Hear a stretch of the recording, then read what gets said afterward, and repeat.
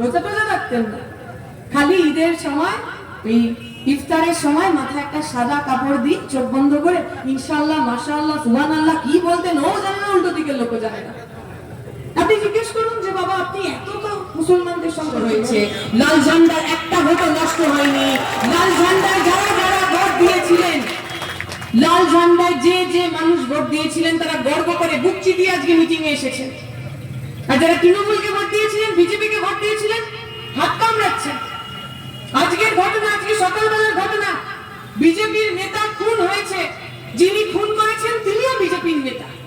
100 দিন হয়নি একটা সরকারের, 100টা দিন সে সরকারে বসতে পারেনি, এখনই কাক কাকের মাংস খাওয়া শুরু করেছে। নির্বাচনের আগে আমরা পই পই করে মানুষকে বলেছিলাম যে বিজেপি 2014 সাল থেকে আমাদের মাথার উপর বসে আছে। এই বিজেপি অন্য দলের মতো নয়, এরা সাম্প্রদায়িক ফ্যাসিবাদী দল। এদের সঙ্গে লড়াই করে এরা যেভাবে আমার উপর আপনার উপর আক্রমণ আনবে, তার সঙ্গে লড়াই করা অনেক কঠিন হবে। এরা দেশের সংবিধান মানে না, এরা দেশের মনীষীদের মানে না, এরা গান্ধীজিকে খুন করেছিল। এদেরকে ভোট দিয়ে এই রাজ্যের মাথার উপর বসাবেন না। মানুষ শোনেননি, কারুর কারুর মনে হয়েছিল তৃণমূলকে টাইট দেবেন, তাই বিজেপিকে ভোট দিয়েছে।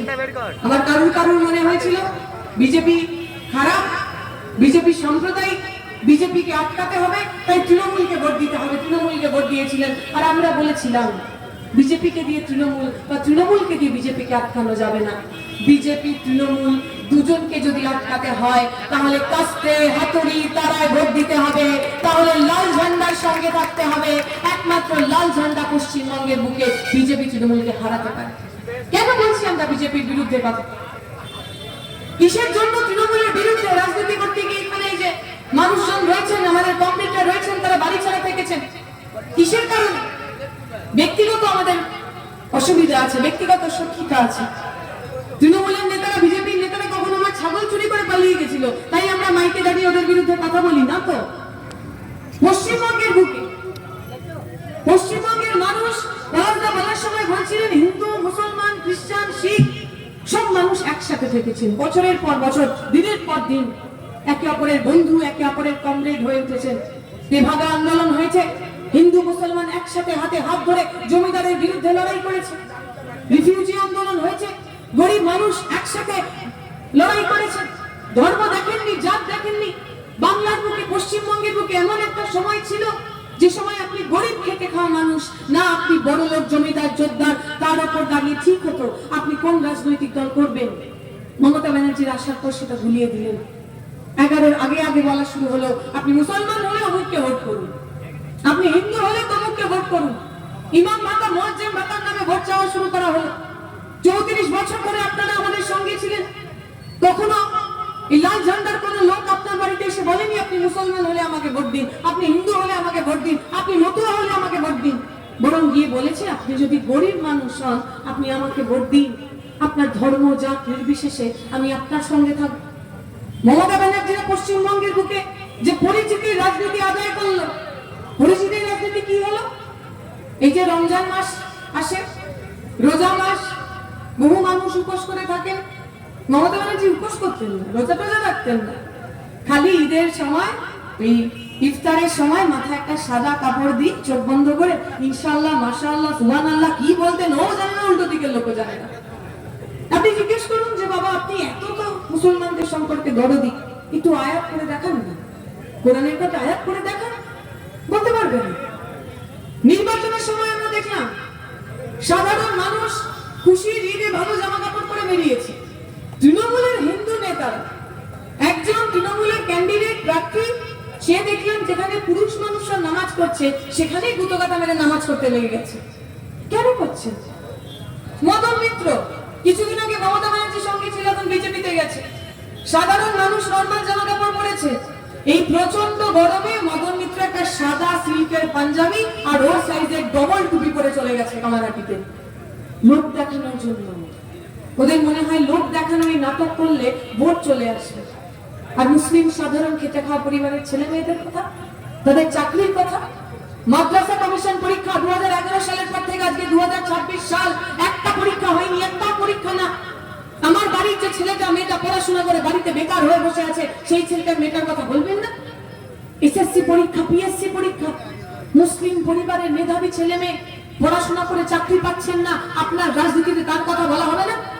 বলবেন না আনিস খানের কথা? কে ছিল আনিস খান? হাওড়া রামদুলের ছেলে আনিস খান, গরিব মেধাবী সাধারণ পরিবারের ছেলে আনিস খান। আলিয়া বিশ্ববিদ্যালয়ের জমি যখন তৃণমূল বেচে দিচ্ছিল, বিক্রি করে দিচ্ছিল, আনিস খানরা রুখে দাঁড়িয়েছিল, এনআরসিসি এর বিরুদ্ধে, বিজেপির বিরুদ্ধে রুখে দাঁড়িয়েছিল।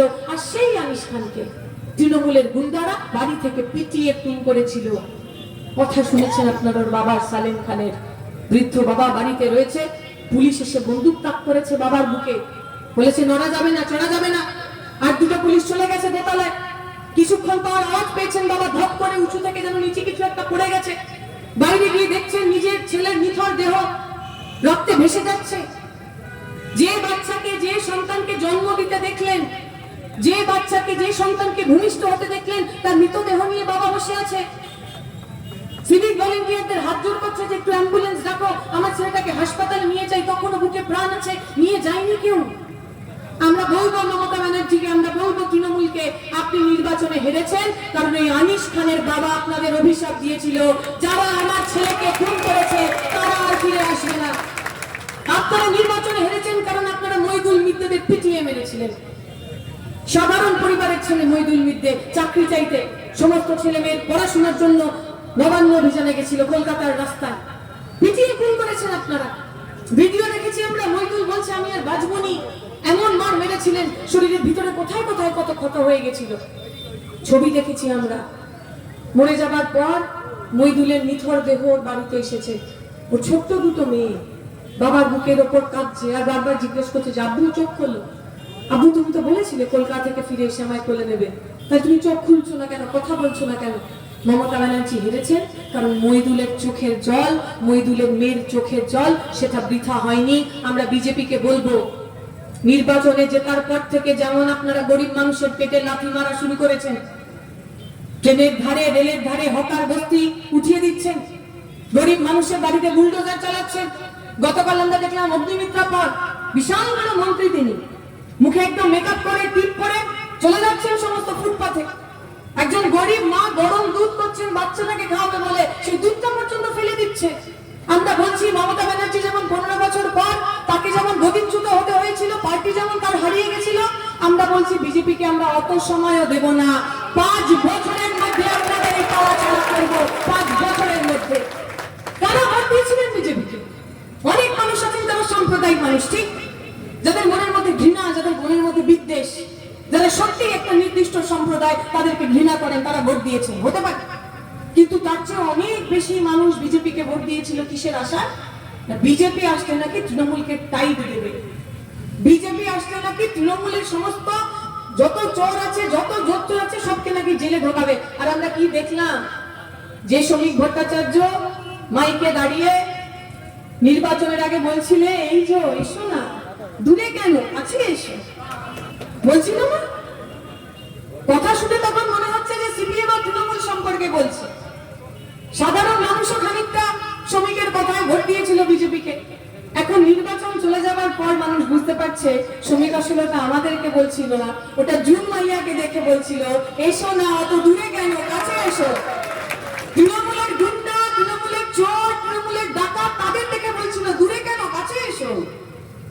নতুন একটা টিম বানিয়েছিল বিজেপি, অনেকে বলছে বালিশ তৃণমূল। আমি সেসব কথা বলবো না, যতই হোক একটা সময় আমাদের পার্টিতে ছিল, আমাদের রুচিতে বাঁধে ওই ধরনের কথা বলতে। তো আমরা দেখলাম সেই বালিশ তৃণমূলের যিনি নেতা হয়েছেন আর কি, লিডার অফ অপোজিশন, বিরোধী দলের নেতা, তিনি বিরোধী দলের নেতা হয়েছেন। সাদা পাঞ্জাবি, সাদা পাজামা, শুভেন্দু অধিকারীর পিছনে পিছনে যাচ্ছে। আমাদের ছোটবেলায় একটা ওই ফোনের কোম্পানি ছিল, হাচ বলে, হাচ। তাদের দেখা হতো একটা ছেলে হেঁটে হেঁটে যাচ্ছে, দৌড়ে দৌড়ে যাচ্ছে, আর ওর পিছনে একটা ছোট্ট কুকুরের বাচ্চা, সেও দৌড়ে দৌড়ে যাচ্ছে। যেখানে যেখানে ছেলেটা যাবে সেখানে সেখানে কুকুরের বাচ্চাটা যাবে।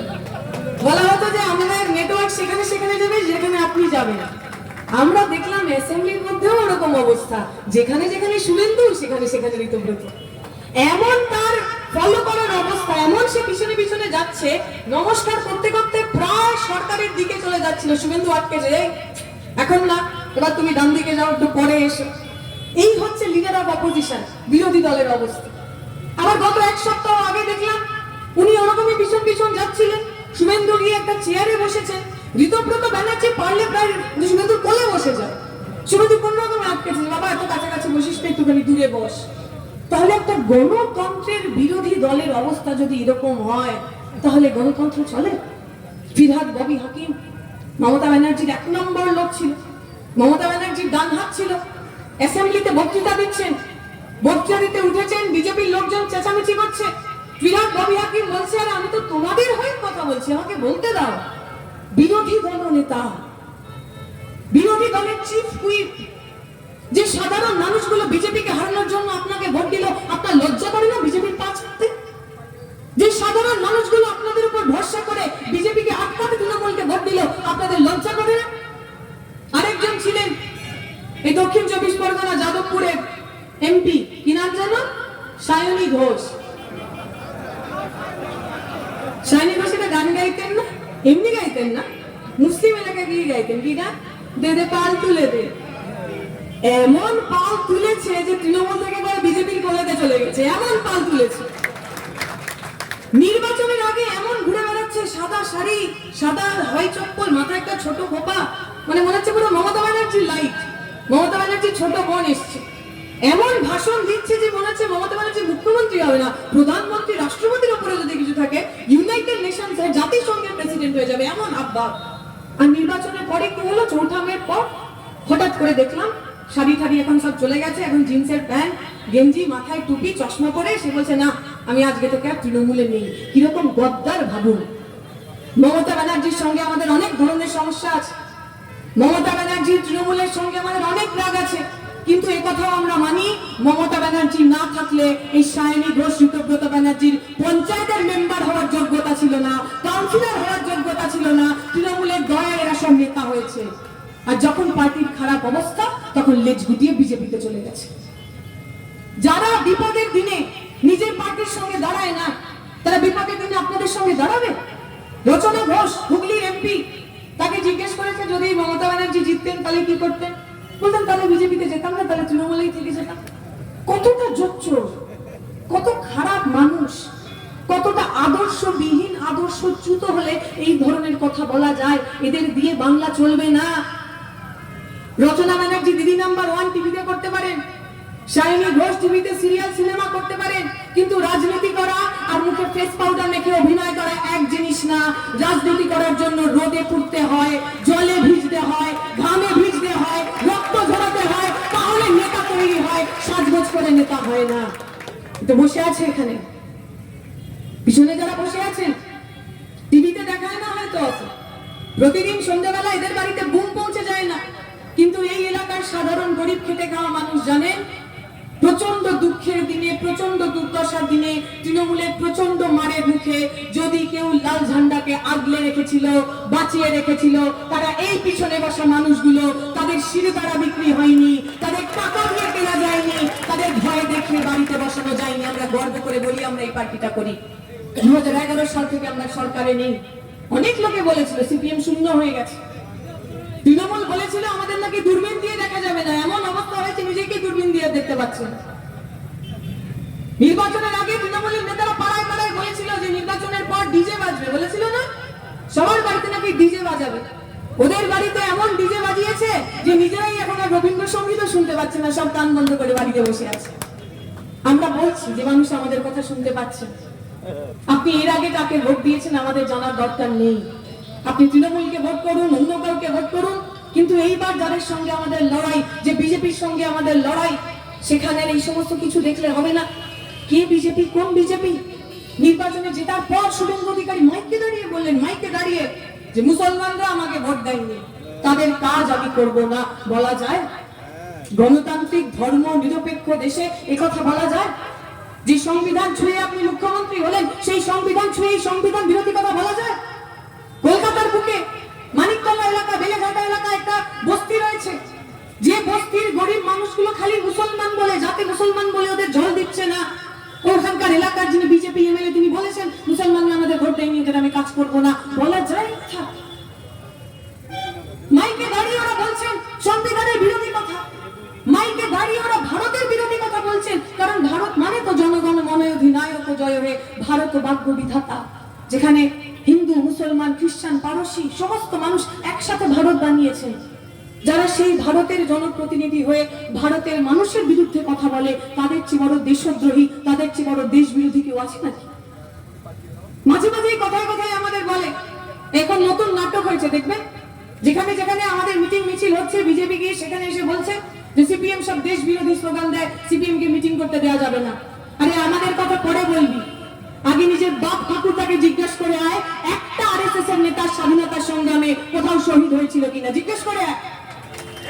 আপনাদের পাড়ায় এসে যখন বিজেপি ফটং ফটং কথা বলবে, দেশ নিয়ে কথা বলবে, জিজ্ঞেস করবে যে তোমার বাপ ঠাকুরদা 14 পুরুষ সবাইকে জিজ্ঞেস করে আসো, আরএসএস এর কোন নেতা, আরএসএস এর কোন নেতা স্বাধীনতা সংগ্রাম করতে গিয়ে শহীদ হয়েছিলেন? বলতে পারবেন না। সাভারকরের কথা বলবে, কে সাভারকর? যখন আমার বাংলার দামাল ছেলে ক্ষুদিরাম বসুরা ফাঁসির মঞ্চে জয়গান গাইছিল, জীবনের জয়গান গাইছিল, তখন সাভারকর মার্সি পিটিশন লিখছে, ক্ষমা প্রার্থনা চাইছে যে হে ব্রিটিশ সরকার, খুব ভুল হয়ে গেছে, আমি আর জীবনে কোনোদিনও আপনাদের বিরুদ্ধে আন্দোলন করব না। যারা সেই সময় আজাদির বিরুদ্ধে ছিল, তারাই আজকে বাংলার বুকে আজাদি স্লোগান শুনলে বুকের মধ্যে ওদের কষ্ট হয়। যাদের রক্তে রক্তে গোলামি, যে বিজেপির রক্তে রক্তে বিজেপির গোলামি, তাদের আজকে আজাদি স্লোগান শুনলে কষ্ট হয়। আমরা বিজেপিকে বলছি, এই বাংলার মাটি নাথুরামদের মাটি না, এই বাংলার মাটি ক্ষুদিরামদের মাটি। এই বাংলাতে স্বাধীনতার কথা বলা হবে, আজাদির কথা বলা হবে, সাভারকরদের কথা বলা হবে না। আমরা গর্ব করে বলছি বাংলার মাটি লাল ঝান্ডার মাটি। আমাদের প্রতিষ্ঠাতা সম্পাদকের নাম ছিলেন কাকাবাবু মুজাফফর আহমেদ। কে কাকাবাবু মুজাফফর আহমেদ? হোয়াটসঅ্যাপ ইউনিভার্সিটিতে পড়ায় না, কানপুর ষড়যন্ত্র মামলা। ব্রিটিশরা বলল, বলশেভিক কমিউনিস্টরা তারা ভারতের বুকে ব্রিটিশদের উৎখাত করার চেষ্টা করছে, তাই এদের বিরুদ্ধে ট্রায়াল করতে হবে, এরা সব দেশদ্রোহী। এই কানপুর ষড়যন্ত্র মামলায় যাদের নাম ছিল, তাদের মধ্যে 1 নম্বর যে লোকটার নাম ছিল, তার নাম মুজাফফর আহমেদ কাকাবাবু। আমাদের গর্ব, গর্ব করে বলি আমরা। মাস্টারদা সূর্য সেনের গল্প পড়েছি আমরা। ব্রিটিশদের বিরুদ্ধে লড়াই করতে গিয়ে চট্টগ্রাম অস্ত্রাগার দখল করে নিয়েছিলেন, ফ্ল্যাগ তুলেছিলেন সেখানে, ভারতের প্রথমবার বলেছিলেন এই চট্টগ্রাম অঞ্চল স্বাধীন অঞ্চল। কি সাহস ভাবুন, কি জেদ ভাবুন।